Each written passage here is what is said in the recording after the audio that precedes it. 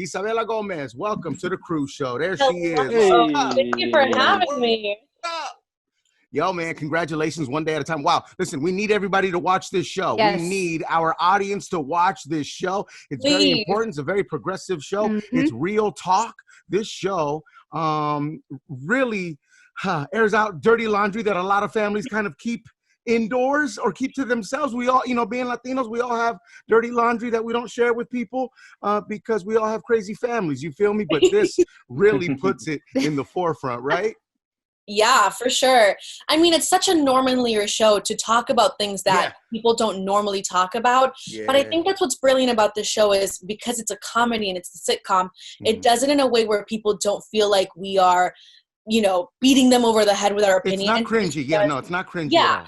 And it's 3 generations, so you get different perspectives. We're not trying to convince anybody of anything. We're just like, here's how a family would have a conversation about these topics that are relevant in our world right now, which is, I think, necessary and exciting. Absolutely. One day at a time, CBS, Monday the 12th. Again, we need everybody to watch this episode. Is there a storyline that you constantly think about or that you fell in love with as an actress?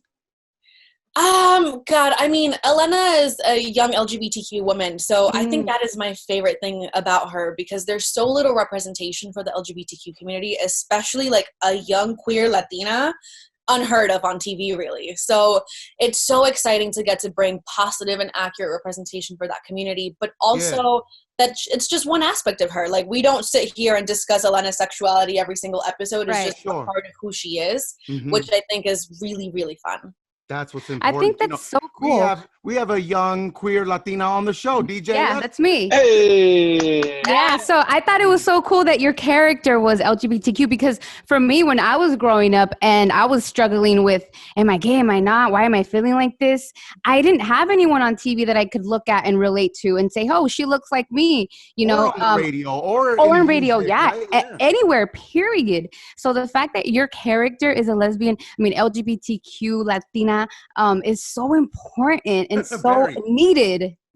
It's so cool. I mean, and the intersectionality of those stories, usually if there is going to be a queer character on a show, they're like, well, they have to be white because we can't have all of these things at once. We can't have all of these conversations. You guys, there's LGBTQ people in every single culture and they deserve more representation, and also talk about how hard it is to be both LGBTQ and Latinx and what the intersectionality of that is. It's crucial. Yeah.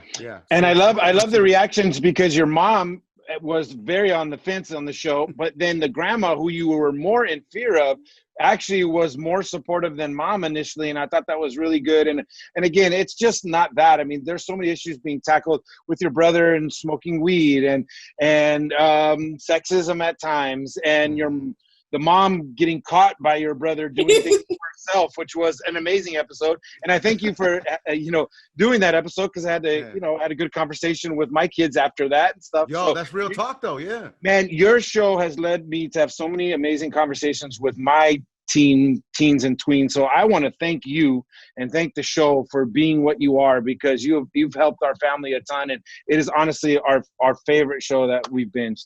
Thank you. Man. And I mean, that's all, like, the writers and our showrunners, Gloria Calderon-Kellett and Mike Royce are the head of that, which is so exciting. And that's the thing is, like, families aren't talking to each other as much as they should be. And that's when mistakes are made and uncomfortable situations happen, because our kids aren't being taught and aren't being, like, taking all this taboo out of these subjects that we have to talk about because it's real and it's the world and they're going to encounter it. So it might as well be their parents that talks to them about it. And especially in again, lighthearted, funny, easy, accessible way.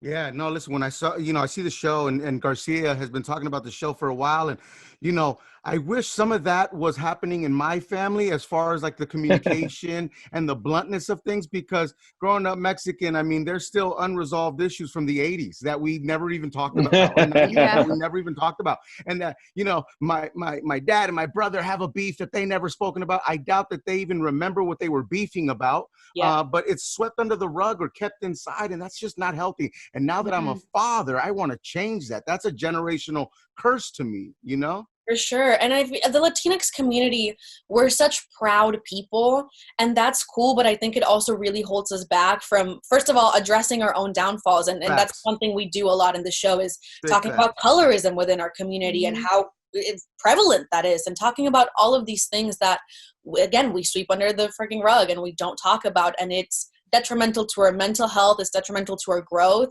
and I think separates us in the end of the day and doesn't let us be as close to our families and to our community as we could be. Absolutely. What kind of conversations has the show started between your peers and your family members and your friends, if so?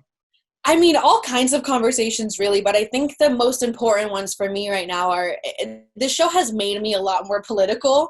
I was 18 years old when I got on the show and very ignorant about the world of politics. And I mean, I continue to not be the most informed, which I'm working on, but it's gotten me into that space and allowed me to ask questions and to feel comfortable enough to like bounce ideas back and forth and actually get to talk about all of these things happening that affect us so directly that sometimes we also stray away from. And, you know, I feel like especially the Latinx community, we have this thing where we're like, we're lucky to be here and bow our heads and just, we're lucky to be here and however they treat us. And that's not the case. We are a crucial part of this country, and we should talk about politics and get involved in politics and make sure we are electing people that have our best interest in mind. Isabella, that is so true. You know, so many Latinos, including ourselves, we're just thankful that we have a job. We're lucky to be here. You know, we don't want to mess, you know, we don't want to step on anybody's toes. We don't want to, you know, get anyone angry. We just want to work and feed our families. But there's more to that, and there's more to being a Latino. And there's a powerful, there's this power that we have that I don't think we've unleashed yet.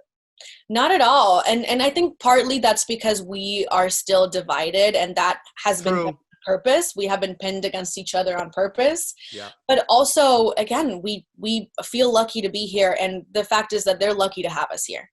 Yeah, seriously. Thank you very much for saying like that. Yo, yeah, you lucky to have us here. Wow. You feel me? So you're Colombian, right? We're Mexican. You know, let's talk some food here. Do you mess with tamales or what's good? I love tamales.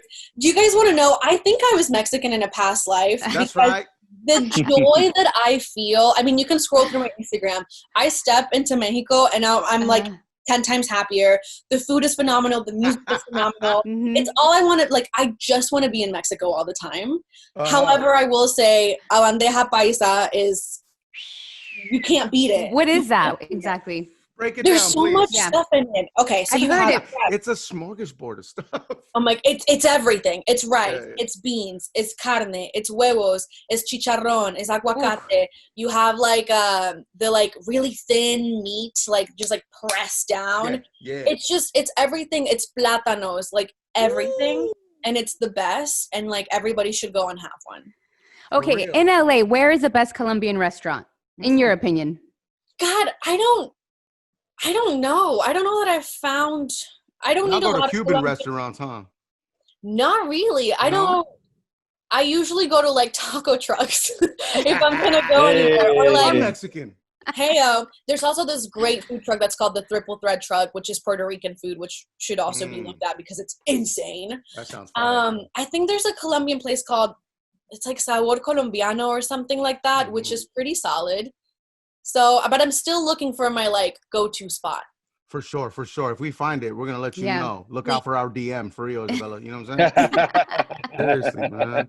Hey, now listen. The show is very, very, very important. Again, we have to watch. We have to tell everyone to watch the show one day at a time. It's already so legendary, and it comes from such a legendary show as well, right? The one day at a time that came before you guys, so legendary, right? Did you get a chance to go back and watch some episode to try to catch a vibe? I definitely watched some clips, but I was actually warned not to follow that because it's a re-imaging of the original One Day at a Time. It's not a reboot or anything like that. Sure. And of course, that was, you know, in the 70s. So comedy has changed a lot. And as a Latinx family, we relate to each other very differently. So I watched clips, but I haven't watched it in its entirety, which I really should, because a lot of the original One Day at a Time cast members have come to play with us on this reboot. And they are the most lovely, talented bunch of people. Yeah. So I got to get on it at some point. Yeah. Shout out to Valerie Bertinelli, right? She was married to Eddie Van Halen. Yeah. Oh man, Valerie. I Our saw hearts her go out to post. her. She's Yeah. so lovely. Yeah. Hey, Isabella, we're in voting season right now. You spoke a little bit about politics earlier. One of the episodes is you help your grandmother vote for the first time as a U.S. citizen. And I love the episode also where you kind of tackle the division amongst your family because you have Florida Trump supporters and you have obviously the opposite over here in California. What message would you give to, people in your peer group that are, maybe voting for the first time or considering not voting? Mm-hmm. Guys, we have to vote. Here's the thing. If you think that your vote doesn't matter, know that there's other people that also feel that way. And collectively, that's such a big group of people that don't vote. And it absolutely matters. I mean, voter turnout is so historically low. And I just feel like we can't complain about things if we're not actively trying to change it. And the best way to change things is to change policy and to change the people that are representing us and to change the stuff that we are most concerned about and getting representatives that are concerned about those same issues. And so we have to vote. I think especially in the Latinx community, there's this weird thing where we don't vote, and I wish that we would, because it also directly impacts our community, where the money goes, where like our schools, all of that kind of stuff is based on voting, and not just the presidential elections, but this quote unquote smaller elections are so crucial. So get a friend, get cute, go to the polls, and like take that sticker selfie. I mean, like that. Do it.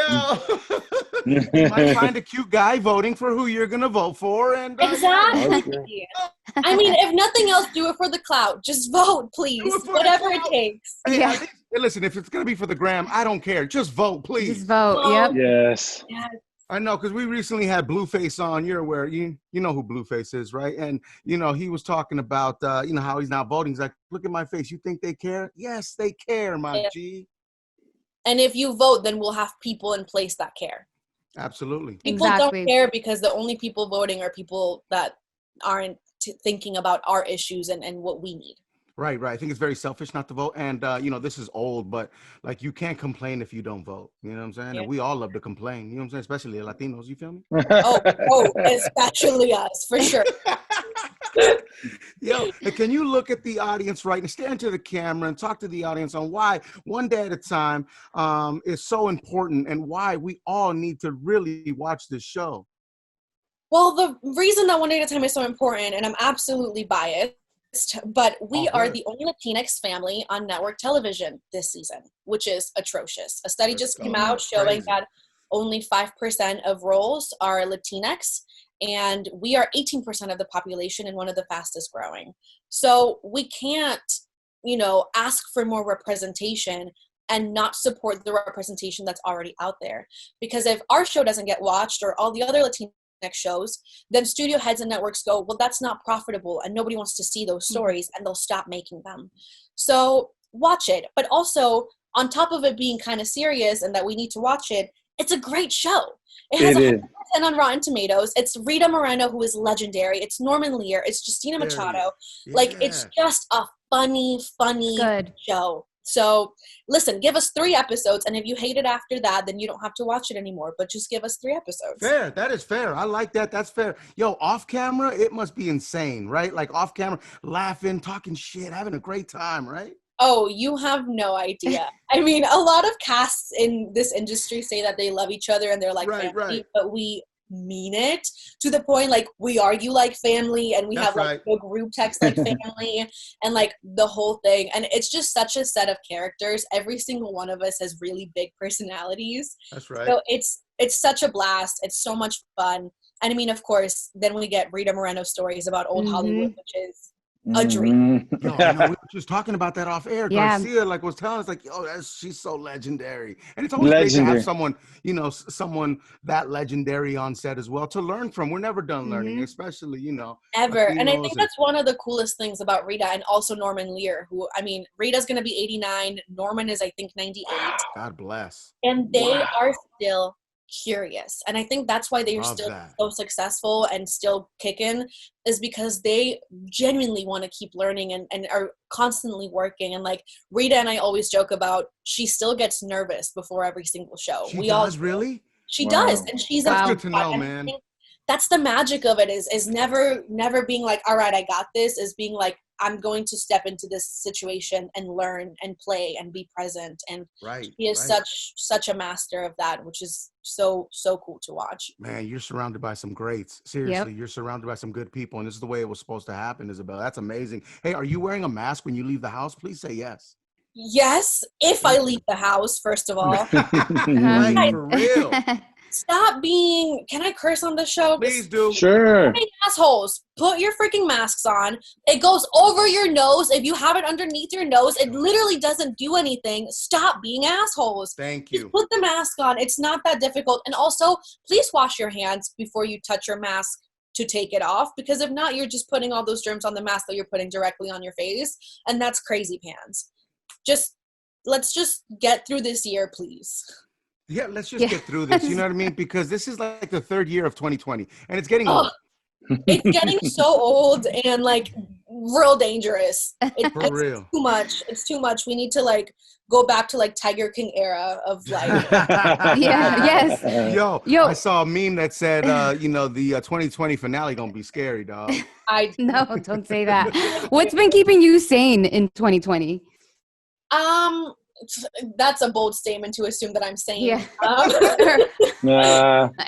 right.